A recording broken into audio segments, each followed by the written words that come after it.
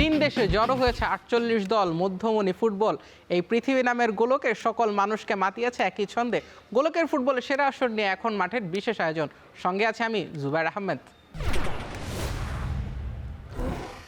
বিশ্বকাপে কোয়ার্টার ফাইনালের শেষ যে দিনটায়, সেই দিনে বিশ্বকাপের ঘটনাবহুল ম্যাচগুলো নিয়ে আলাপ করতে আজকে আমার সঙ্গে স্টুডিওতে আছেন আমারই সহকর্মী এখন টিভির ক্রীড়া প্রতিবেদক মাহফুজ আহমেদ। মাহফুজ ভাই, স্বাগত আপনাকে। ধন্যবাদ জুবাইর। মাহফুজ, আমরা ওয়ার্ল্ড কাপের একেবারে শেষ প্রান্তে চলে আসলাম। আমরা আজকে দুটো ম্যাচ দেখলাম, 4 ঘন্টা ব্যবধানে দুটো ম্যাচ, দুটো এক্সাইটিং ম্যাচ আমরা দেখলাম। দুটো ম্যাচে অতিরিক্ত সময় গড়িয়েছে, একদম জ্যাম প্যাকড ফুটবল যাকে বলে আমরা ঠিক সেটা দেখলাম। অ্যাজ এ ফ্যান্স পার্সপেক্টিভ থেকে খুবই ইন্টেন্স দুটো ম্যাচ, গোল হয়েছে 7টা 2 ম্যাচ মিলে।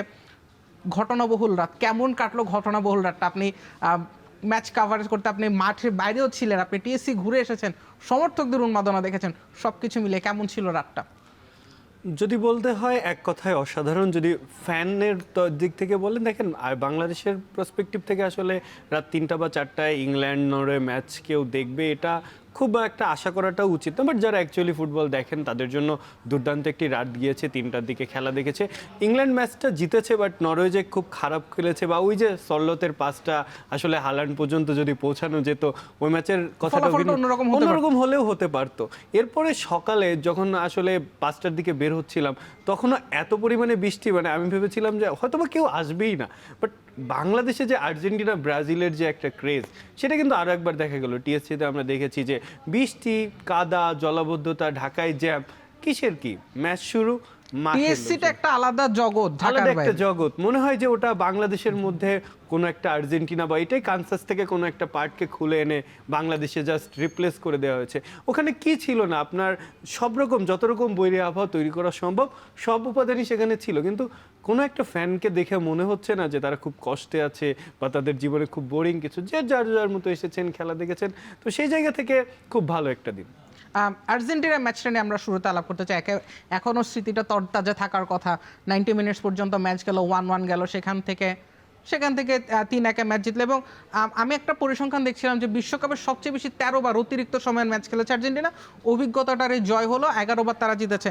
আর্জেন্টিনা ম্যাচটাকে এভাবে দেখবেন, শুরু থেকে আর্জেন্টিনাকে ফলো করছেন যেভাবে। আর্জেন্টিনা এই ওয়ার্ল্ড কাপে সেমিফাইনাল গেল, বাট আর্জেন্টিনাকে ঠিক কতটা আর্জেন্টিনা সুলভ খেলতে দেখলেন এখন পর্যন্ত? দেখেন, আমি এটা শুরু থেকেই বলে আসছি যে আর্জেন্টিনার এই ওয়ার্ল্ড কাপে মেসি ম্যাজিকের উপরে টু মাচ ডিপেন্ডেন্ট, এটা আপনাকে মানতে হবে। আর্জেন্টিনার লাস্ট ওয়ার্ল্ড কাপটা যদি দেখেন, সেখানে আসলে লাউতারো মার্তিনেজ একটু অফ ফর্মে থাকলেও তিনি কিন্তু দলের জন্য পর্যাপ্ত পরিমাণে স্পেস ক্রিয়েট করেছেন, যেটা হুলিয়ান আলভারেজকে একটা ব্রেক থ্রু এনে দিয়েছিল। ওই ওয়ার্ল্ড কাপে তিনি রাতারাতি সুপারস্টার বনে গেছেন। এখন আলভারেজের মার্কেট ভ্যালু 150 মিলিয়ন প্লাস। সেই আলভারেজকে কিন্তু আমরা এই ওয়ার্ল্ড কাপে খুবই আসলে স্লপি দেখেছি, তার মধ্যে তেমন একটা ছিল না। বাট আজকে যে আলভারেজ যে গোলটি করলো, এর আগ পর্যন্ত 90 মিনিটসের আগে যদি আর্জেন্টিনাকে দেখেন, বা মিশরের সাথে যদি দেখেন, বা আপনি কেপ ভার্দের সাথেই দেখেন, আর্জেন্টিনা ফার্স্ট হাফটা কোনো আর্জেন্টিন ফ্যানই হয়তো বা বলতে পারবে না যে they are playing like a world champions. আপনি ডিফেন্ডিং চ্যাম্পিয়ন, আপনি বলছেন আপনি 4টা ওয়ার্ল্ড কাপের মধ্যে 3টাতেই সেমিফাইনালে উঠেছেন, সব ঠিক আছে, everything is fine. But Argentina champion টিমের মতো কি খেলেছে? ফ্রান্স খেলছে, এই জায়গাটা আমার পার্সোনাল যেটা অপিনিয়ন মাহফুজ, এটা আমি আপনার কথা মাঝে ইন্টারাপ্ট করছি, বাট আমার কাছে যেটা ফিল হলো যে যখন দুজন স্ট্রাইকারকে নামানো হলো, তখন হচ্ছে লিওনেল মেসি যখন একটু ড্রপ ব্যাক করলেন, তখন অ্যাকচুয়ালি আর্জেন্টিনা খেলাটা আরও বেশি ভালোভাবে বেরিয়ে আসে। এবং লিওনেল মেসি যে উইং থেকে যখন অপারেট করছেন, তখন ক্রস অপশন বাড়ছে, এবং sometimes being old school help you. Wing base যে আর্জেন্টিনাতে যে উইঙ্গারের যে ঘাটতিটা, সেটা বোধ করে অনেকটাই কমে আসলেই পরে আর্জেন্টিনা আসল চেহারা বেরিয়ে আসে। এটাই আসলে যেটা আপনার সাথে অ্যাড অন করতে যাচ্ছিলাম আমি পরবর্তীতে, যে দেখেন আর্জেন্টিনার কিন্তু এই ওয়ার্ল্ড কাপে সবথেকে বড় মিসিং লিঙ্কটাই হচ্ছে একটা প্রপার উইঙ্গার। আপনার টিমে যখন একজন প্রপার উইঙ্গার থাকে, সে ম্যাচে গোল করুক না করুক, প্রতিপক্ষ তাকে নিয়ে ভাবতে বাধ্য হয়। তার জন্য 2-3টা প্লেয়ার আলাদা করে সেট করতে হয়, তার জন্য পজিশনিং সেন্স চিন্তা করতে হয়, তার জন্য ডিফেন্সটা আলাদাভাবে সাজাতে হয়। সেই জায়গা থেকে কিন্তু আর্জেন্টিনার এখন পর্যন্ত যত প্রতিপক্ষ এসেছে, তাদের একটাই টার্গেট ছিল, মেসিকে লক করো, বাকিটা দেখছি। এবং মেসি যেই মুহূর্তে একটু কিছুটা আটকে গিয়েছেন, সেখানেই কিন্তু তারা অ্যাডভান্টেজ নেওয়ার চেষ্টা করেছেন। সেই জায়গা থেকে আর্জেন্টিনার গোলকিপার আগের ওয়ার্ল্ড কাপে যতটা ছন্দে ছিলেন এবার কিন্তু ততটা নেই। তবে আস্তে আস্তে তিনি যে রিকভার করছেন কেপ ভার্দে ম্যাচটা বা সব আজকের ম্যাচেও তিনি যে পারফর্মটা করেছেন সেটা হয়তো বা বেটার। আর্জেন্টিনা আজকের ম্যাচটা আমি তুলনামূলকভাবে এগিয়ে রাখবো, কারণ আর্জেন্টিনার ডিফেন্সকে আজকে আমি ডিফেন্স সুলভ আচরণ করতে দেখেছি। লিসান্ড্রো মার্তিনেজ এবং কুতি রোমেরো আর্জেন্টিনার ডিফেন্সে যথেষ্ট ভালো করেছেন। একটা ওয়ার্ল্ড কাপ আসলে কখনো একটা সিঙ্গেল প্লেয়ার জেতাইতে পারে না, তাহলে 14তেই মেসি কাপটা তুলে নিতে পারতেন। সেই জায়গা থেকে আসলে আমার যেটা পার্সোনালি মনে হচ্ছে যে আমি আশাবাদী এখন, কেন অ্যাজ এ ইউনিট আমরা বোধ করি আর্জেন্টিনাকে আজকে পরিপূর্ণ পেয়েছি। আমরা দুইটা স্ট্রাইকারকে গোল দেখতে পেয়েছি, আমরা মিডফিল্ড থেকে যথেষ্ট পরিমাণ সাপোর্ট পেতে দেখেছি। যখন আসলে রড্রিগো ডিপলকে ড্রপ করা হলো তখন কিন্তু আমরা আলমাদাকে দেখেছি। ফ্যানদের যে চাওয়া, ফ্যানরা তো আসলে ম্যাচ আপনি চ্যাম্পিয়ন হয়ে গেলেও ফ্যানদের অনেক কথা থাকে, সেই জায়গা থেকে আসলে স্কলানির বিরুদ্ধেও কিন্তু অনেক অভিযোগ উঠছে যে তিনি কেন মুখস্থ একটা লাইন আপ নিয়ে প্রতিদিন খেলছেন। বার্কো বা নিকোপাজ, আলমাদাদের মতো ফ্রেশ লেগ বা সিমিওনেও যথেষ্ট ভালো, তিনি কেন ইউজ করছেন না? আজকে হয়তো বা ফ্যানরা সেই সার্ভিসটা পেয়েছে। আর্জেন্টিনা যদি এরকম ডে বাই ডে প্রোগ্রেসে থাকে তাহলে হয়তো বা আর্জেন্টিনা আবারও চ্যাম্পিয়ন সুলভ খেলাটা খেলতে পারবে। মাহফুজ, আমি আপনাকে এই জায়গাটায় আর্জেন্টিনা নিয়ে একটু থামাতে যাচ্ছি, বিকজ আমরা গোলগুলো দেখব এবং গোলগুলো আমরা দুজন মিলে একটু এক্সপ্লেন করার ট্রাই করবো যে কোথায় অ্যাকচুয়ালি আর্জেন্টিনা ম্যাচটা জিতলো। ফার্স্ট গোলটা পারফেক্ট একটা কর্নার। মাহফুজ, আপনার দৃষ্টিতে আপনি আগে এক্সপ্লেন করবেন, তারপর আমি সেটা অ্যাড করতে চাই। কেমন দেখলেন এই গোলটা? আমার কাছে এই গোলটা না খুব একটা আনএক্সপেক্টেড মনে হয়নি। আপনি যদি দেখেন এর আগে টানা প্রায় 2টা বা 3টা সেম কর্নার সেম রিপিটই হচ্ছিল। মেসি কর্নার নিচ্ছিলেন, ম্যাকঅ্যালিস্টার মাথা বাড়াচ্ছিলেন, হয় বলটা বাইরে গিয়ে আবারও কর্নার যাচ্ছিল, নাহলে ডিফ্লেক্ট হয়ে গিয়ে আবার কর্নার আসছিল। এটা প্ল্যানই ছিল। মেসি এর আগেও যে ম্যাচটাতে অ্যাসিস্ট করে সর্বোচ্চ অ্যাসিস্ট হলেন, যদিও ওটা ওই গোলটা পরবর্তীতে মিশরের কোন গোল ধরা হচ্ছিল, বাট আর্জেন্টিনা কিন্তু যেহেতু লং বলের ওই হিস্ট্রিটা আর্জেন্টিনার মধ্যে খুবই কম এবং একমাত্র লিওনেল মেসি ছাড়া তাদের মধ্যে লং বলের ওই টেন্ডেন্সিটাও অনেকটা কম, ঠিকঠাক মতো হয় না। সেই জায়গা থেকে আর্জেন্টিনা এই লেভেলের খেলাটাই খেলে আসছে। তারা একটা মেসি একটা জোন খুঁজছেন, সেখানে তিনি একটা বল দিচ্ছেন, ওটাই হেডারে গোল যাচ্ছে। আমরা লাস্ট 2-3টি ম্যাচে দেখছি এবং এই ম্যাচেও এটা ম্যাকঅ্যালিস্টারের ফার্স্ট ট্রাই ছিল না, টানা 2টা কর্নারের পরে এরপরে এই গোলটা এবং pin point cross, pin point যেটা মেসির কাছ থেকে এক্সপেক্টেড। এবং আমি আরেকটা জিনিস, আপনি গতকালকে আর্জেন্টিনার প্রেস অনুশীলনগুলো যদি দেখেন, আপনি দেখবেন যে ওয়াল্টার স্যামুয়েল সহকারী কোচ, তিনি ম্যাকঅ্যালিস্টারকে নিয়ে বেশ অনেকটা কাজ করছিলেন ক্রস থেকে, এবং গোল হওয়ার পরেও কিন্তু স্কালোনি ওয়াল্টার স্যামুয়েলের সঙ্গে উদযাপনটা করেছিলেন, বিকজ বোঝা যাচ্ছিল বেশ কিছুটা হোমওয়ার্ক ছিল এই গোলটার পিছনে। এবং লিওনেল মেসির রেকর্ড 10ম অ্যাসিস্ট হয় এই গোলটা থেকে। আমরা সেকেন্ড গোলটার দিকে মুভ করতে চাই, যেটা একেবারেই হোসে নেমেছিলেন, তিনি তার ফার্স্ট অ্যাসিস্ট এবার ওয়ার্ল্ড কাপে। How could you describe this goal? This is Julian Alvarez for you, মানে this is the price tag he want to justify. তাকে নিয়ে 150 মিলিয়নের অফার বার্সেলোনাকে রিজেক্ট করেছে অ্যাটলেটিকো মাদ্রিদ। 150 মিলিয়ন আমি যদি বাংলা টাকায় ভুল না করি প্রায় 1700 কোটি টাকার কাছাকাছি হবে।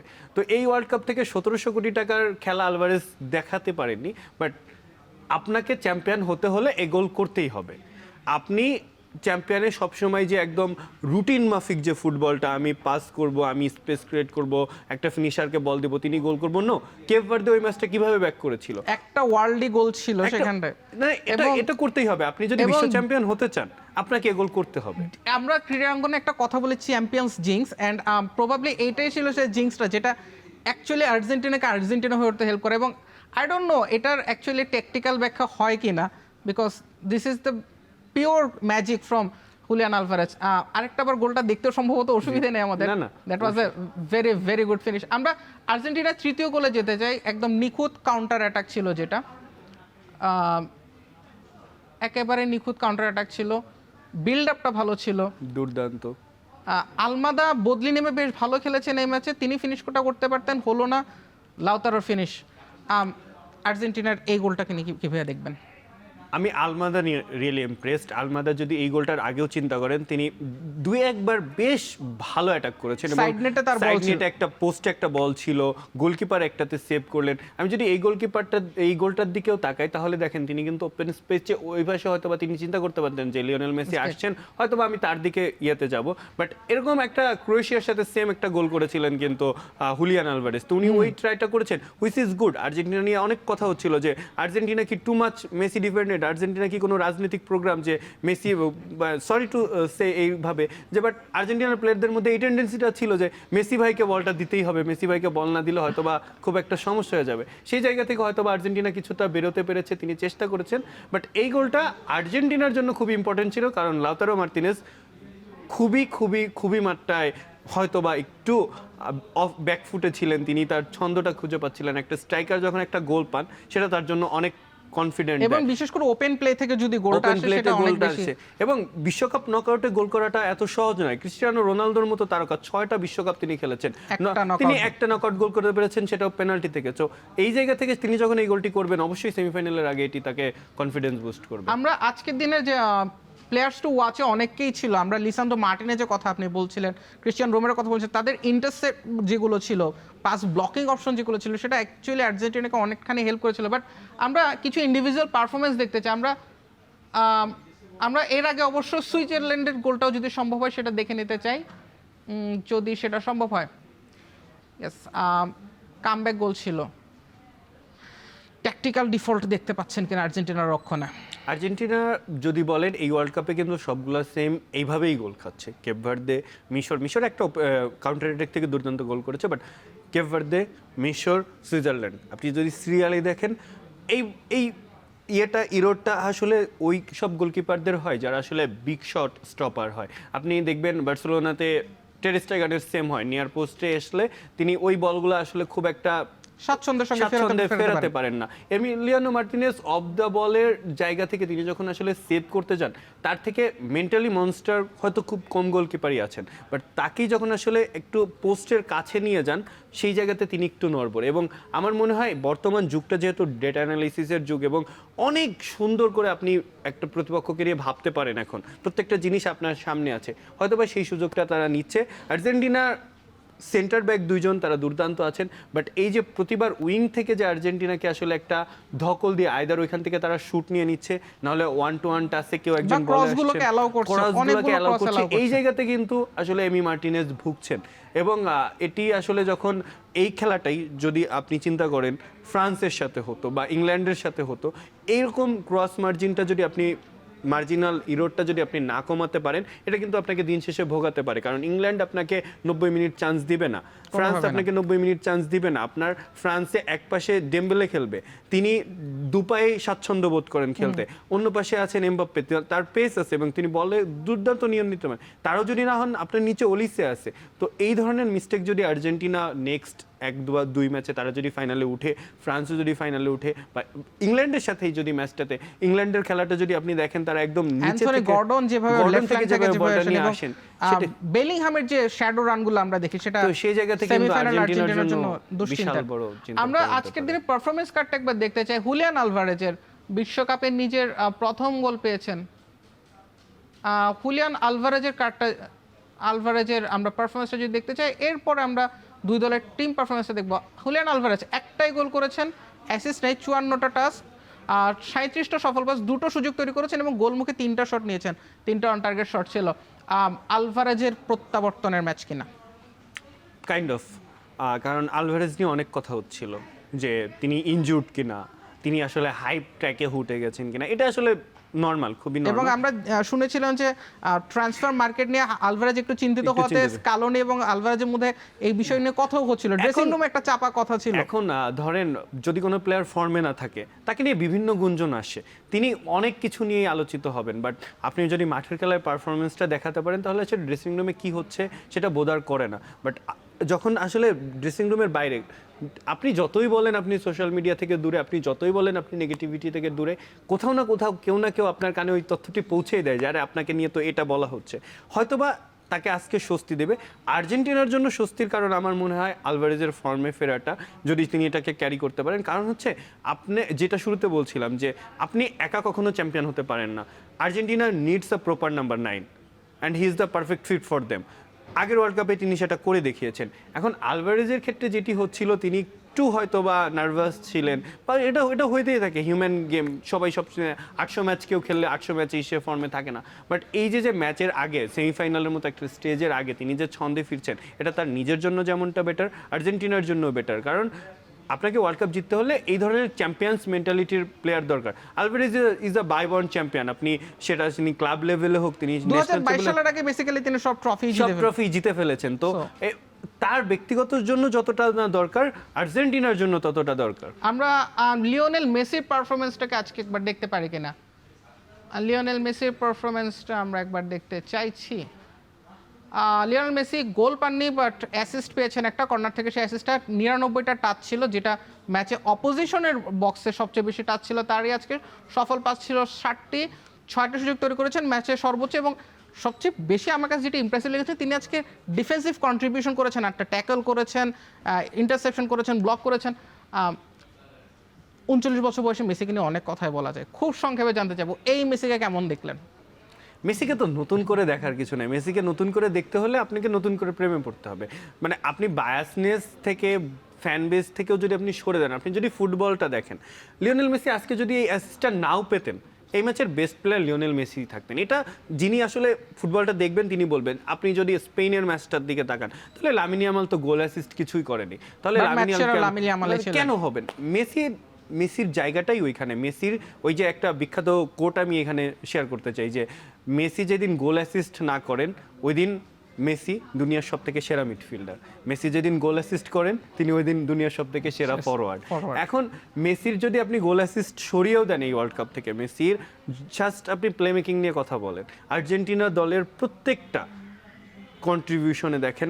এবং মেসির যেটা আপনি বলছেন যে মেসির কাছে আসলে মেসি যে 6টা চান্স ক্রিয়েট করেছে, মেসি অ্যাসিস্ট করেছে, মেসি 90টাই করেছে, এটা আসলে মেসিকে নিয়ে নতুন করে বলার কিছু নাই। মেসি 90 মিনিট খেললে এটা হবে। যেটা আমার ভালো লেগেছে সেটা হচ্ছে তিনি ডিফেন্সিভ কন্ট্রিবিউশন 8, তার মানে তিনি ট্যাকেল করেছেন, তিনি বল রিকভারি করেছেন, তিনি চ্যালেঞ্জ করেছেন, তিনি গ্রাউন্ডস ডুয়েল উইন করেছেন। এটা আপনাকে প্রমাণ করে যে 39 বছর বয়সে সাউথ আমেরিকান ফুটবলে আমি আপনাকে চ্যালেঞ্জ দিয়ে বলতে পারি, সাউথ আমেরিকান ফুটবলে 33, 34, 35-এর পরে কেউ টপ লেভেলে কখনো ওইভাবে টিকেই থাকেনি। সেখানে তিনি 39 বছর বয়সে ওয়ার্ল্ড কাপের কোয়ার্টার ফাইনালে এসে, প্রতিপক্ষ যে হোক, হোয়েভার ইট ইজ, তারা কোয়ার্টার ফাইনাল তো খেলছে, তাদের বিপক্ষে একজন 39 বছর বয়সী প্লেয়ার 8টা ডিফেন্সিভ কন্ট্রিবিউশন আছে। এটা প্রমাণ করে যে তিনি এই গেমটা, অনেকে মনে করে যে মেসির নাকি জয়ের ক্ষুধা নেই, এটা প্রমাণ করে যে মেসি আসলে জয়ের জন্য কতটা আসলে উন্মাদ হয়ে থাকেন, তিনি নিজেকে কতটুকু নিবেদন করতে পারেন, এটাই তার প্রমাণ। 90 মিনিটের আগে আমরা মেসিকে দেখেছি তিনি প্রত্যেকটা মিনিট চেষ্টা করেছেন যেন ম্যাচটা এক্সট্রা টাইমে না যায়। আমরা আর্জেন্টিনা এবং সুইজারল্যান্ডের পারফরমেন্স কার্ডটা একবার ছোট করে দেখতে চাই। আমরা সেই পারফরমেন্স কার্ডটা সেই পারফরমেন্স কার্ডটা দেখবো আমরা, যে অ্যাকচুয়ালি দুই দলের পার্থক্যটা কোথায় হয়ে যায়। বল দখল, ম্যাচের শুরুর 10 মিনিট যদি আমি আপনাকে বলি মাহফুজ, আর্জেন্টিনা বল পার্সেন্টেজ ছিল মাত্র 34%। সেখান থেকে তারা ম্যাচে ভালোভাবে ব্যাক করেছে, 59% বল রেখে তারা ম্যাচ শেষ করেছে। এক্সপেক্টেড গোল আর্জেন্টিনা ছিল 2টো, তারা সেখান থেকে বেসিক্যালি 3টা গোল আদায় করে নিয়েছে। 22টা গোল মুখে শট ছিল, যার মধ্যে অন টার্গেট ছিল 14টা, 615টা সফল পাস ছিল, 29টা ক্লিয়ারেন্স ছিল এবং 58টা ডুয়েল তারা ওন করে। বিপরীতে সুইজারল্যান্ড 41% বল রেখেছিল, 0.53 ছিল তাদের এক্সপেক্টেড গোল, গোলমুখে শট ছিল 11টা, সফল পাস অনেকটাই কম 399, ক্লিয়ারেন্স 26, ডুয়েল জয় 43। পার্থক্যটা কোথায় হয়ে যায়? আমার মনে হয় আর্জেন্টিনা পার্থক্য গড়েছে 85 মিনিটের পর। আমি যদি ভুল না করি 85 মিনিটের আগ পর্যন্ত এই পুরো জিনিসটা ছিল উল্টা, হয়তোবা শুধুমাত্র সফল পাসটা হয়তোবা আর্জেন্টিনা একটু এগিয়ে ছিল, বিকজ তারা সেই সময়টা একেবারে ডিফেন্সিভ খেলছিল, ব্যাক পাস খেলছিল। বাট আমি যদি এক্স্যাক্টলি তাকাই, এটা দেখে যে কেউ সাদা চোখে মনে করবে 3-1 রেজাল্ট, আর্জেন্টিনা সব দিকে আগে আছে, but the whole scenario is not like that. আপনি যদি দেখেন আর্জেন্টিনাকে প্রচুর পরিমাণে ভুগতে হয়েছে। আর্জেন্টিনার একটা ব্যাপার দেখলাম, একটা সময় আর্জেন্টিনার ছিল যে একটা গোল হয়ে গেছে মানে হচ্ছে একটু রিল্যাক্সিং ফুটবল, তারা হচ্ছে যে একটা গোল খেয়ে গেলে, একটা গোল দিলেও যেমন তারা একটু কনফিডেন্ট থাকতো, আর একটা গোল হজম করে গেলেও তাদের মধ্যে মোরালিটিটাই ডাউন হয়ে যেত। বাট এই আর্জেন্টিনাকে একটু নতুনভাবে দেখছি, তারা যেন গোল খাওয়ার পরে আর একটু বেটারভাবে শেপ করার চেষ্টা করে। 85 মিনিট পর্যন্ত আমি যদি আপনাকে এক্স্যাক্টলি বলি, আমি হয়তোবা ভুল হব, বাট আর্জেন্টিনা গোলমুখে শট ছিল হয়তোবা 3টি বা 4টি, অপরদিকে সুইজারল্যান্ডের গোলমুখে শট ছিল 7টি বা 8টি। সুইজারল্যান্ডের বল পজিশন তখনও 60-র উপরে ছিল আর্জেন্টিনা, বাট ওই যে যেটা হয় আমার কাছে এখানে যেমনটি মনে হয় যে আর্জেন্টিনা ভালো খেলেছে, আমি সেখান থেকে সুইজারল্যান্ডের জায়গাটাও দেখি, যদিও তাদের আসলে কিছু করার ছিল না, 10 ম্যান নিয়ে আসলে ওয়ার্ল্ড চ্যাম্পিয়ন্সের এগেইনস্টে খেলাটা এমনি এতটা ফাইট ডিফিকাল্ট। করাও যায় না, খুব এবং খুব বেশি tough। একটা জিনিস আমি আসলে খুব অবাক হয়েছি এই ওয়ার্ল্ড কাপে, প্রত্যেকটা দল, আমরা তো আসলে বলি যে এই দলটা বড় এই দলটা ছোট, যদিও আসলে 90 মিনিটের খেলায় যে কেউ বড় হতে পারে, বাট আমি নরওয়ে ব্রাজিল ম্যাচ দেখেছি, ব্রাজিল জাপান ম্যাচ দেখেছি, যারা আসলে একটু শেষ মুহূর্ত পর্যন্ত ডিফেন্সিভ চিন্তা ভাবনায় থাকে তারা আসলে ম্যাচটা বের করতে পারে না, ওদের অতিরিক্ত ডিফেন্সই মাহফুজ, আর্জেন্টিনা। আমাদের অনেকখানে আলাপ হলো এই ম্যাচটা, আরো কিছুটা আলাপ হয়তো ডিজার্ভও করে এই ম্যাচটা, কিন্তু সেগুলো জমিয়ে রাখতে হচ্ছে ব্রেকের পরের জন্য।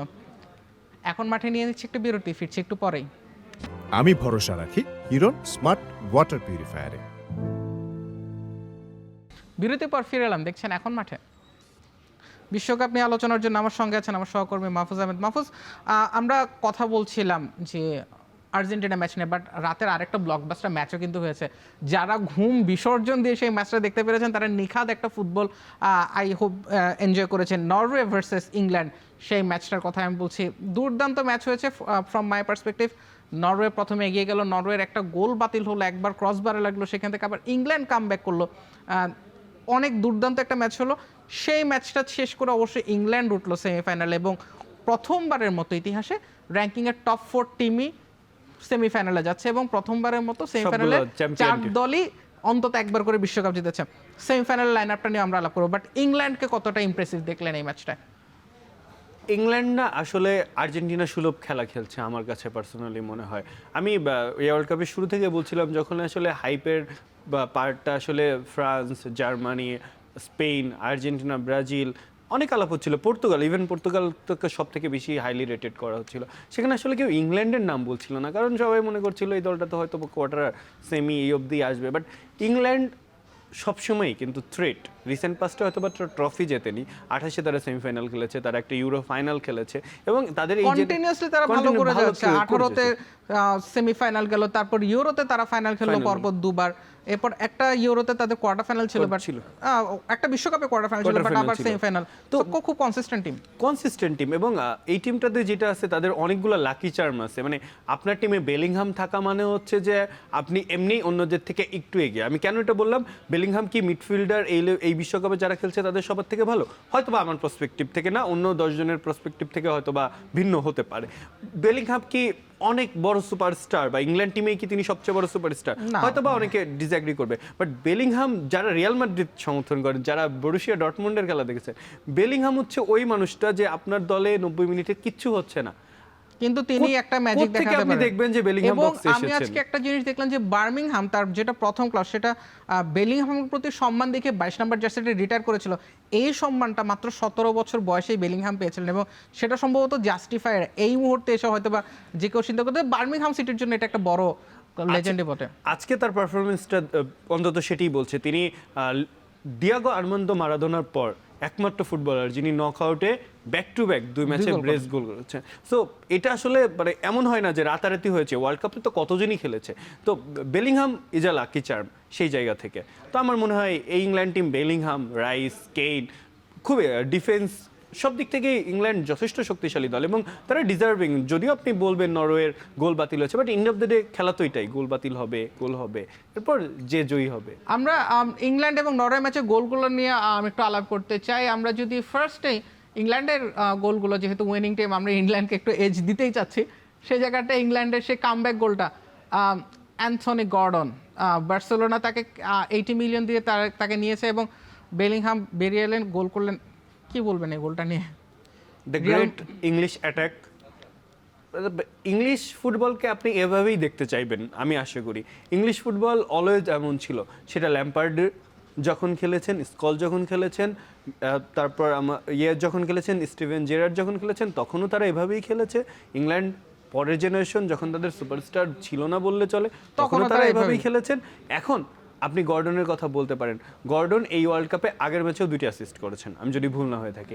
এবং গর্ডনের প্লে মেকিংটা যদি দেখেন, তিনি উইং থেকে এত সুন্দরভাবে আপনাকে বক্সে বল দিবেন, ওটা যদি আপনি জাস্ট প্রপার স্ট্রাইকারও না হন, আপনার যদি একটু পজিশনিং সেন্স থাকে, আপনি যদি বক্সে বলটাকে টাচ করতে পারেন, আপনার ওটাকে গোলে কনভার্ট করতে খুব একটা কষ্ট হওয়ার কথা না। আমার কাছে খুবই অবাক লাগলো যে এই জায়গাটা নরওয়ে কেউই মার্ক করেননি, সে অর্থে বেলিংহাম বলটা রিসিভ করলেন, এবং দুজন ডিফেন্ডারকে তিনি রীতিমতো ছিটকে দিলেন, বিশেষ করে পেছনে যিনি ছিলেন তিনি অ্যাকচুয়ালি ডিফেন্স লাইনটা মিস করে যান এবং সেখান থেকে একটা ভালো গোল হয়। Number 3 if I am not wrong, তিনি অ্যাকচুয়ালি ডিফেন্স লাইনটা পুরোপুরি মিস করে গিয়েছিলেন এবং সেখান থেকে একটা ভালো গোল। আমার কাছে এই জায়গাটায় যেটা মনে হচ্ছে নরওয়ের ডিফেন্সিভ এররটা অনেক বেশি ছিল, বিকজ আপনি হ্যারি কেইনকে যদি খেয়াল করেন তিনিও ফাঁকা ছিলেন, তিনিও একেবারে ফাঁকা ছিলেন, একেবারে আনমার্কড একটা সিচুয়েশন ছিল। আমরা সেকেন্ড গোলটায় যেতে চাই, যেটা উইনিং গোল ছিল, সেই জায়গাটায় যেতে চাই। একটা বিগ শট, সেখান থেকে রিবাউন্ডে বলটা আসে। আমি শুরুতেই বলছিলাম যে 90 মিনিটে হয়তো ইংল্যান্ড পিছিয়ে থাকবে, 91 মিনিটে আপনি দেখবেন ডি বক্সে আপনার সামনে দাঁড়িয়ে আছে বেলিংহাম এবং আপনি এরপরে এই মুহূর্তে অনুভব করবেন তিনি আপনার টিমের এগেইনস্টে গোল করে ফেলেছেন, আপনার টিম ছিটকে গেছে, তিনি কিছুই করার নাই, তিনি তার দুহাত প্রসারিত করে সেই সেলিব্রেশনটা করছেন, আপনার কিচ্ছু করার নেই। এখানে দেখেন, এখানে কিন্তু বেলিংহামের থাকার কোনো কথাই না এই পজিশনে, বাট স্টিল সামহাউ বেলিংহাম ওখানে গেছেন, একজন এবং তিনি হ্যারি কেইনের চাইতে ভালো পজিশনে আছেন। একজন প্লেয়ারের পজিশনিং সেন্সই প্রমাণ করে তিনি আসলে ওই ম্যাচটা কত সুন্দরভাবে ডিসাইড করে দিতে পারেন ওই ম্যাচের ফলাফলটা। হ্যারি কেইন কিন্তু তিনি দেখছেন, তিনি হ্যারি কেইন বলেন, ওখানে ডেকল্যান রাইস আছেন, সাকা আছেন, আমি যদি ভুল না করি ওর পাশে, এর পাশে ওয়ান বিসাকা আছেন, সবাই কিন্তু তাকিয়ে তাকিয়ে দেখছেন আসলে শটটা কি হচ্ছে। In the same time Bellingham ওটা চিন্তা করছেন, তিনি কিন্তু সবার পেছনে ছিলেন এই জায়গাতে, উনি ওই সময় চিন্তা করেছেন যে হোয়াট ইফ এই শটটা কিছু না হয়, আমি ওখান থেকে কিছু পারি কিনা। দেখ, তিনি কিন্তু রানটা নিয়েছেন, তিনি কিন্তু ভেবেছেন যে আমার ওখানে পৌঁছানো থাকা উচিত। আপনি ওয়ার্ল্ডে এয়ারদের নিয়ে কথা হয়, ফেরান তোরেসদের নিয়ে কেন এত কথা হয়? ফেরান তোরেস, আলভারো মোরাতারা জেনারেশনের one of the finest talent হতে পারতো, তাদের একমাত্র দুর্বলতা হচ্ছে তাদের পজিশনিং সেন্স। সেই জায়গা থেকে তিনি একজন মিডফিল্ডার হয়ে তিনি দেখেন বলটি কোথায় নিয়ে গেছেন। ফার্স্ট গোলটার কথাও যদি চিন্তা করেন, ওই অ্যাঙ্গেল থেকে যে গোলটা করবে, আসলে নরওয়ের ডিফেন্সিভ বিরোধ তো ছিল, বাট তাদের দুজন ডিফেন্ডার আমার মনে হয় না যে তারা আসলে ওটা চিন্তা করেছেন, বিকজ একটা কাটব্যাক করাটা খুবই স্বাভাবিক ছিল, বিশেষ করে হ্যারি কেইন যখন ফ্রি স্পেসে আছেন। আমরা নরওয়ের একমাত্র গোলটা দেখে নিতে চাই, যেটা আমার কাছে মনে হয় টুর্নামেন্টে one of the best goal, D বক্সের ভিতর ঢুকে অনেকটা কোণ থেকে, এবং if I am not wrong 2018 সালে পুস্কাসটা মোহাম্মদ সালাহ এই টাইপের একটা গোল করে জিতেছিলেন। কি বলবেন এই জায়গাটা? এরকম 2018 কথা যেহেতু আসলে 2018 বিশ্বকাপে ঠিক একটু বাইরে থেকে কর্নার থেকে টনি ক্রুস সেম টাইপের একটা গোল করেছেন। আসলে আপনাকে যদি ম্যাচ জিততে হয় এই টাইপের গোল করতে হবে। ইংল্যান্ডের সাথে এই গোলটা করার পরে কিন্তু ইংল্যান্ডের ব্যাকলাইন যদি দেখেন, আমি যদি ভুল না করে থাকি, আমি যতটুকু ফুটবল বুঝি, আমি যতটুকু দেখি, ইংল্যান্ড এত তারকা নেওয়ার পরে ইংল্যান্ড 25 থেকে 30 মিনিট ডিফেন্সিভ খেলেছে, জাস্ট বিকজ অফ ওরা বুঝতেছিল না যে এই হঠাৎ করে, আসলে নরওয়ে তো ওই লেভেলের টিম না যে আপনাকে রেগুলার থ্রেডস দিবে, ওরা একটা হুট করে কাউন্টার অ্যাটাকে আসে বা খুব সুন্দর একটা টিম বন্ডিং করে একটা বল আসে, এরপর আইদার খুব কম চান্সকেই ওরা ম্যাক্সিমাইজ করার ট্রাই করে, আইদার আর্লিং হল্যান্ড আপনাকে ডি বক্সের বাইরে থেকে একটা জোরালো শট নিচ্ছে, নাহলে সল্ডত একটা শট নিচ্ছে, না হলে এরকম দল থেকে একজন একটা শট নিয়ে নিচ্ছে। সেই জায়গা থেকে আসলে এই গোলটা নরওয়েকে অনেকটাই এগিয়ে দিয়েছিল তাদের প্রথম সেমিফাইনালের পক্ষে, but hard luck. But still এই ম্যাচের যদি বেস্ট গোল বলেন বা এই টুর্নামেন্টে যদি top one of the best গোল হয়ে থাকবে, অবশ্যই হবে। আমরা দুই দলের পারফরম্যান্সটা একটু অ্যানালাইসিস করতে এবং সেখান থেকে আপনার অপিনিয়নটা আমরা যেতে চাচ্ছি। সেই জায়গাটা ইংল্যান্ড এবং নরওয়ের পারফরম্যান্সটা যদি আমরা দেখতে পারি, ইয়েস, ইংল্যান্ড 2, নরওয়ে 1, বল দখল একেবারেই কাছাকাছি ছিল 52 and 48, এক্সপেক্টেড গোল ছিল ইংল্যান্ডের 1.04, নরওয়ে ছিল যেটা 0.68, গোলের শট একেবারেই কাছাকাছি আরও একবার 14টা ইংল্যান্ডের, 13টা নরওয়ের, পাস সফল পাস যদি আমরা 568 হচ্ছে ইংল্যান্ডের এবং 494 হচ্ছে নরওয়ে। ডুয়েল জয় করেছে ইংল্যান্ড 53টা, নরওয়ে 49টা, এবং এই জায়গাটা আমার কাছে একটু আসছে গোলকিপিং সেফ জর্ডান পিকফোর্ডকে করতে হয়েছে 3টা, নাইল্যান্ডকে করতে হয়েছে 6টা। ইংল্যান্ড বেটার টিম এই ম্যাচের জন্য, do you agree or not? আমি ফুটবলে আসলে বেটার টিম বলতে কোনো কিছু বুঝি না। ফুটবলে দিন শেষে যে চ্যাম্পিয়ন হবে সেই চ্যাম্পিয়ন। আপনি সুযোগকে যদি কাজে লাগাতে না পারেন আপনি ব্যর্থ টিম। আমি যদি 14 ওয়ার্ল্ড কাপটাকে টানি, সরি যদি আমার অপিনিয়ন ভুল হয়ে থাকে, 14 ওয়ার্ল্ড কাপে যদি টানি, জার্মানি 7টা গোল দিয়ে আসছিল ব্রাজিলকে। সো ওই জার্মানি আর্জেন্টিনার ওই টিমের এগেনস্টে ফার সুপিরিয়র ছিল, বাট স্টিল ওই ম্যাচে কিন্তু আর্জেন্টিনা বেটার চান্স ক্রিয়েট করেছিল। বাট কি হয়েছে, আর্জেন্টিনাকে কেউ চ্যাম্পিয়ন হিসাবে মনে রাখেনি। মিরোস্লাভ ক্লোজার টিম তিনিও কিছু করতে পারেননি, তাকেও মনে রাখেনি শেষ পর্যন্ত। দিন শেষে নায়ক হয়েছিলেন মারিও গোটজের ক্যারিয়ার দেখেন কই, বাট মারিও গোটজেকে আপনি হিস্ট্রি থেকে মুছে ফেলতে পারবেন না। এই কার্ড দেখে মনে হতে পারে আয়ারল্যান্ড অনেক কিছু করেছে, কেপ ভার্দের গোলকিপার যেমন তিনি অবিশ্বাস্য খেলেছেন, বাট আর্জেন্টিনা দিন শেষে সেমিফাইনালে। সো আয়ারল্যান্ডের তরফ থেকে ট্রাই ছিল, বাট ইংল্যান্ড ডিজার্ভিং টিম আমি কেন বলবো, কারণ ধারাবাহিকভাবে তারা খেলে এসেছে। এবং নরওয়েকে যদি আমি ধরি, আপনি যখন ইংল্যান্ডের মতো টিমের সাথে খেলছেন, আপনি যখন ফ্রান্সের সাথে টিম খেলছেন, আপনি আর্জেন্টিনার সাথে খেলছেন, আপনাকে 50% চান্সটাকে 100% কনভার্ট করতে হবে। ওই যে দিন শেষে কিন্তু হিস্ট্রিতে এটাই আলাপ হবে না যে সল্লট কেন হালান্ডকে পাস দেয়নি। সল্লট হালান্ডকে পাস দিলে হালান্ড যদি গোল করতো, আজকের হেডলাইন ওটা হতো। দিন শেষে আলাপ কিন্তু এটাই হবে। Bellingham back to back brace মেরেছেন, তার দলকে বেলিংহামের সেই কার্ডটাও একবার দেখে নিতে চাই। বেলিংহাম আপনি বারবারে আমাদের কথায় চলে আসছে, এবং অবভিয়াসলি সেমিফাইনালে আর্জেন্টিনার এগেনস্টে তাকেও আটকানোটা স্কালোনের একটা জন চিন্তার বিষয় হবে। 2টো গোল, 64টা টাচ, কোনো অ্যাসিস্ট নেই, সফল পাস 34টি, গোলে শট করেছেন 5টা, এবং আরও একবার ডিফেন্সিভ কন্ট্রিবিউশন 7টা, এবং 2টো ক্লিয়ারেন্স আজকের দিনেও তার ছিল। গত ম্যাচেও আমরা দেখেছি। বেলিংহাম কি আর্জেন্টিনার জন্য সবচেয়ে বড় থ্রেট কিনা ওয়ার্ল্ড কাপের সেমিফাইনালে? আমার কাছে মনে হয় ইংল্যান্ডের তরফ থেকে আর্জেন্টিনার জন্য সবথেকে বড় থ্রেট গর্ডন। আর্জেন্টিনার দুই পাশে উইংয়েও যেমন দুর্বলতা আছে, আর্জেন্টিনার উইং ব্যাকেও দুর্বলতা আছে। তো তিনি যদি বল তৈরি করেন, আসলে বেলিংহামের কাজ কিন্তু গোল করা না। বেলিংহাম যে কাজটি করেছেন, 64টা পাস দিয়েছেন, 34টা তিনি সফল পাস করেছেন, শট নিয়েছেন 5টা, গোলমুখে রক্ষণে সহায়তা। এই যে রক্ষণে সহায়তা, এই জায়গাটাতে আমার মনে হয় আর্জেন্টিনার ওভার পাওয়ার করার প্লেয়ার আছে। লিসান্ড্রো পারেদেস, ডিপল, ম্যাকালিস্টার, তাদের মিডফিল্ডটা আসলে জুড বেলিংহামদের মতো যারা মিডফিল্ডার, যারা বক্স টু বক্স মিডফিল্ডার না, যারা একটু বক্সের বাইরেও খেলতে পছন্দ করেন, তাকে হোল্ড করার মতো অ্যাবিলিটি আর্জেন্টিনার আছে। তবে জুড বেলিংহাম কেন আর্জেন্টিনার জন্য থ্রেট, কারণ হচ্ছে ওই যে পজিশনিং সেন্স, যে কোনো সুযোগ কাজে লাগানোর অ্যাবিলিটি। জুড বেলিংহাম আর্জেন্টিনার এগেইনস্টে সবথেকে বাজে যেটা করতে পারেন, তিনি 91, 85, 93 এরকম কোনো একটা মোমেন্টে গিয়ে আর্জেন্টিনার উইং থেকে কোনো একটা বল নিয়ে তিনি গোলটা করে দিতে পারেন। বেলিংহাম নিঃসন্দেহে অনেক ভালো প্লেয়ার, বেলিংহাম অনেক ভালো কিছু, বাট বেলিংহাম তো মিডফিল্ডার, তাকে ট্যাকেল করার মতো অ্যাবিলিটি হয়তো আর্জেন্টিনার আছে। মাহফুজ, আমরা বেশ অনেকখানি আলাপ করলাম 2টো ম্যাচ নিয়ে, বাট আমাদের সেমিফাইনাল নিয়ে এখন আলাপ বাকি আছে, যেহেতু আমরা একেবারে এই শেষের কাছাকাছি চলে আসি বিশ্বকাপে। তবে সেটাও আলাপটাও জমিয়ে রাখতে হচ্ছে একটা ব্রেকের জন্য। এখন মাঠে নিচ্ছে আরও একটা বিরতি, ফিরছে একটু পরেই।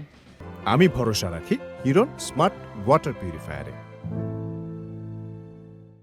বিরতির পর ফিরে এলাম, দেখছেন এখন মাঠে। বিশ্বকাপ নিয়ে আলোচনায় আমার সঙ্গে আছেন আমার সহকর্মী মাহফুজ আহমেদ। মাহফুজ, আমরা ওয়ার্ল্ড কাপের সেমিফাইনাল লাইন আপটা পেয়ে গিয়েছি। আমরা দেখলাম যে ওই যেটা বলছিলাম যে প্রথমবারের মতো 4টা সেমিফাইনালিস্ট টিমই চ্যাম্পিয়ন, এবং র্যাঙ্কিংয়ের 1 খেলবে 3-এর বিপক্ষে ফ্রান্স এবং স্পেন, 2 এবং 4-এর ম্যাচটা হবে আর্জেন্টিনা এবং ইংল্যান্ডের বিপক্ষে।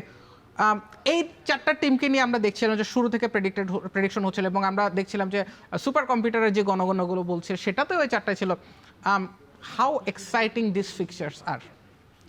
প্রথম কথা আমি যদি বলতে চাই যে প্রথম সেমিফাইনালটা ফ্রান্স ভার্সেস স্পেন আসলে পয়সা উসুল ম্যাচ যেটাকে বলা উচিত, বা যদি কোনো আসলে আমি যদি অনেকে বলে না যে স্ক্রিপ্টেড, আমি যদি আসলে এক্স্যাক্টলি স্ক্রিপ্ট করা যেত, আমি এই দুইটা টিমকেই ফাইনালেও দেখতে চাইতাম। বাট সেমিফাইনাল আরও বেটার, কারণ একটা ফাইনালিস্টকে এখান থেকে, একটা শিরোপা জয়ীকে এখান থেকে আমাকে বাদ দিতেই হচ্ছে। আপনি যদি দেখেন এমবাপ্পে হয়তো বা বিশ্বের কোথায় গিয়ে দামবে সেটা হয়তো বা সময় বলে দিবে, বাট ওয়ার্ল্ড কাপে এমবাপ্পে যে সবার উপরে থাকবে গোল, অ্যাসিস্ট বা তার যে ক্যালিবার, সেটা নিশ্চয়ই বোঝা যাচ্ছে। বাট ওই যে বলে না, কথায় আছে না যে আনস্টপেবল ফোর্স ভার্সেস ওই যে জায়গাটা আর কি, যে এমবাপ্পে যেমন ওয়ার্ল্ড কাপের লেজেন্ড, তেমনি আরেকজন আসছেন লামিনে ইয়ামাল। এমবাপ্পেকে প্রত্যেকটা স্টেপে তিনি হারিয়েছেন, তিনি উয়েফা নেশনস লিগে হারিয়েছেন, তিনি ইউরোতে হারিয়েছেন, এবং এমন না যে তিনি উইনিং টিমের সাথে ছিলেন, তিনি একা হাতে হারিয়েছেন। তিনি বার্সেলোনার হয়ে তাকে সুপার কোপাতে হারিয়েছেন, কোপা দেল রেতে হারিয়েছেন, লা লিগাতে হারিয়েছেন। সো এমবাপ্পে যদি কাউকে ফেয়ার করে, ওটা হচ্ছে লামিন ইয়ামাল। এবং এই যে এমবাপ্পে ভার্সেস লামিন ইয়ামাল, সবাই বলে না মেসি রোনালদোর পরে আসলে এটা জেনারেশনাল একটা যে দ্বৈরথ আমরা ফুটবলে মিস করতেছিলাম, সেটা শুরু করেছিলাম। এবং এটা আমার পার্সোনাল বিলিভ যে এটা একটা হাই স্কোরিং ম্যাচ হবে। আমরা এর আগেও দেখেছি 5-4 গোলে তাদের একটা ম্যাচ শেষ হয়েছিল। সো আই বিলিভ খুবই হাই স্কোরিং একটা ম্যাচ হবে, বাট কাকে এজ দিবেন এই জায়গাটা খুব ছোট করে জানতে চাইবো, কাকে এজ দিবেন? আমার কাছে মনে হয় হাই স্কোরিং হবে না, যদি হয় একতরফা হবে। কেন মনে হয়?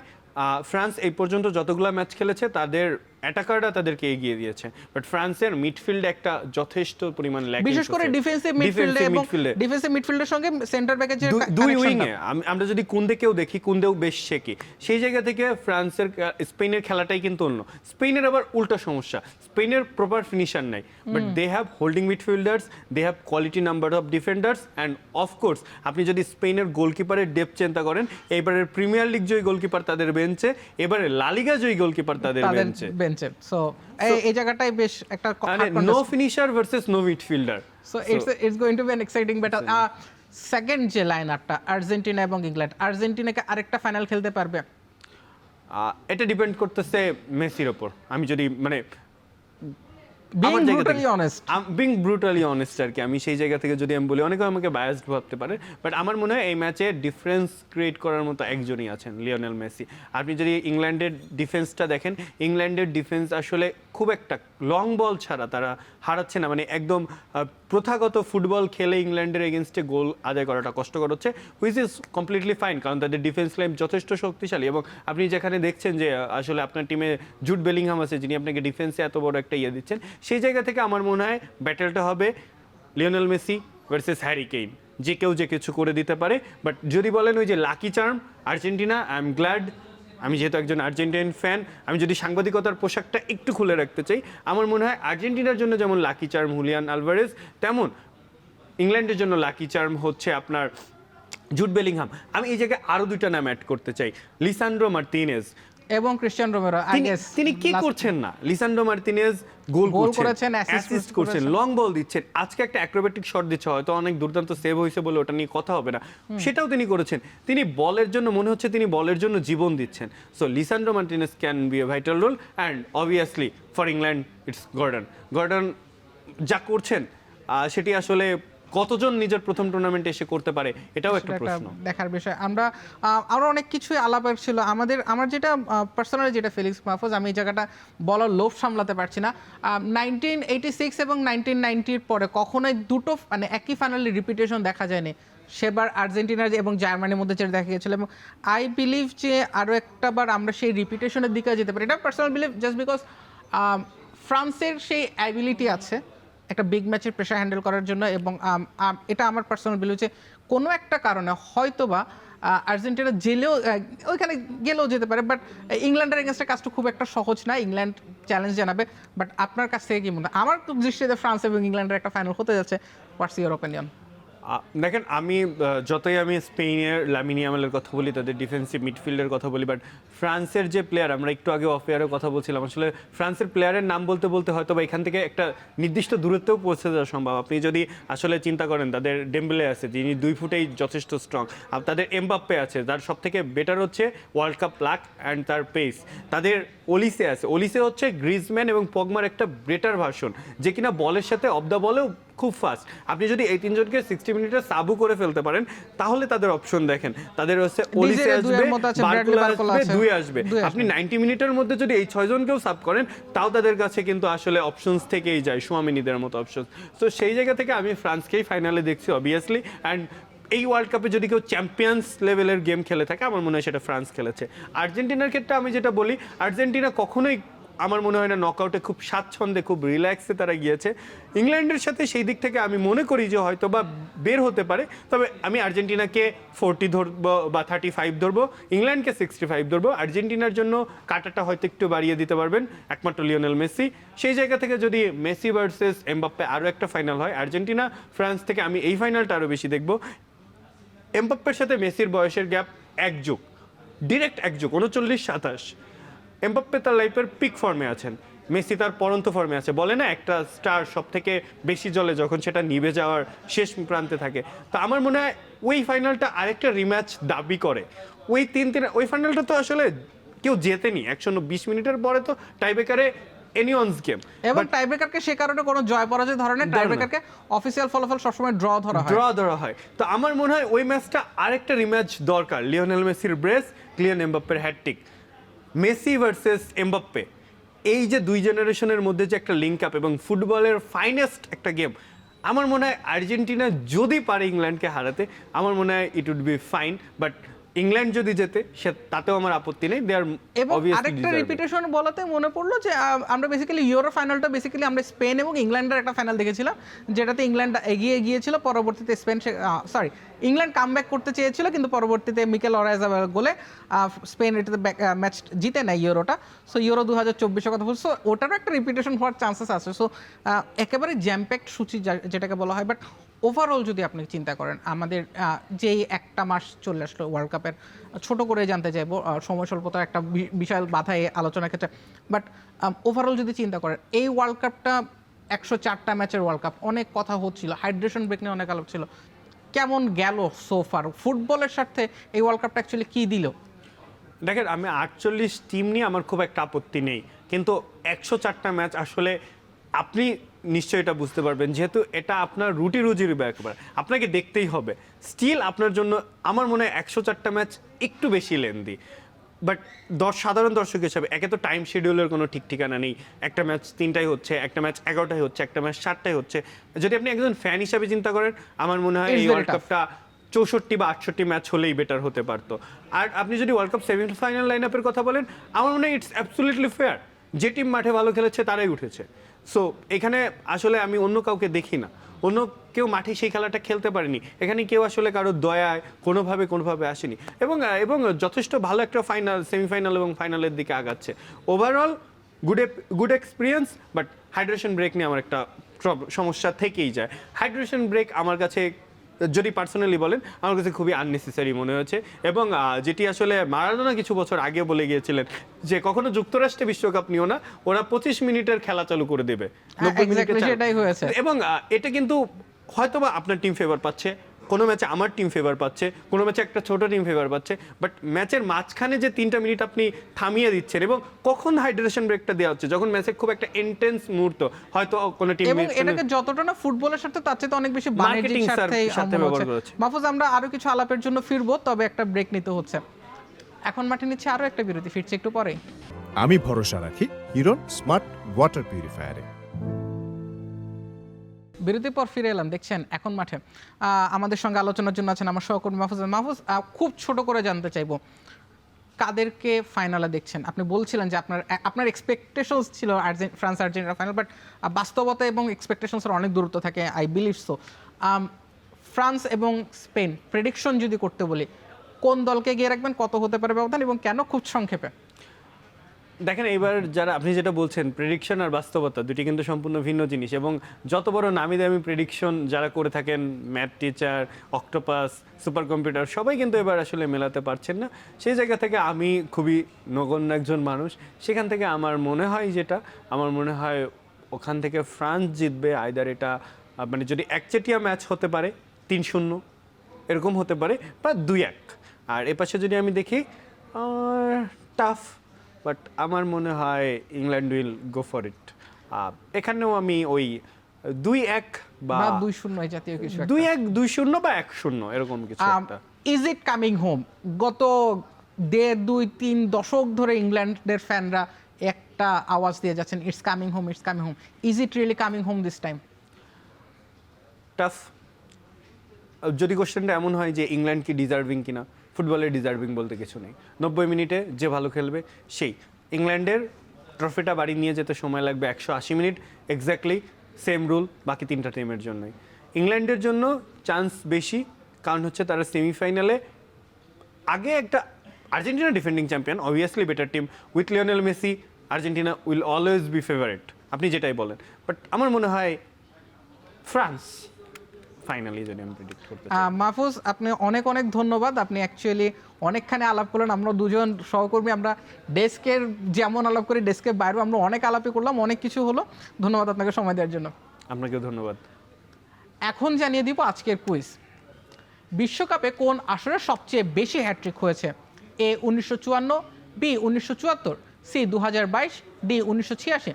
আপনার উত্তর পাঠাতে মোবাইলে মেসেজ অপশনে গিয়ে টাইপ করুন EKHON স্পেস QZ স্পেস 32 এরপর আপনার সঠিক উত্তর অপশন এ অথবা বি অথবা সি অথবা ডি স্পেস আপনার নাম লিখে পাঠিয়ে দিন 26969 নম্বরে। বিজয়ীদের জন্য থাকছে দারুণ সব পুরস্কার, এয়ারস্টার সৌজন্যে বিজয়ীরা পাবেন ঢাকা কক্সবাজার ঢাকা বিমান টিকিট, এছাড়াও রেনেসা ঢাকা গুলশান হোটেলের পক্ষ থেকে 10 জন ভাগ্যবান কাপল পাবেন বুফে ব্রাঞ্চ অথবা লাঞ্চ অথবা বুফে ডিনার ভাউচার। শেষ করছি এখন মাঠের আজকের আয়োজন সাথে থাকার জন্য ধন্যবাদ।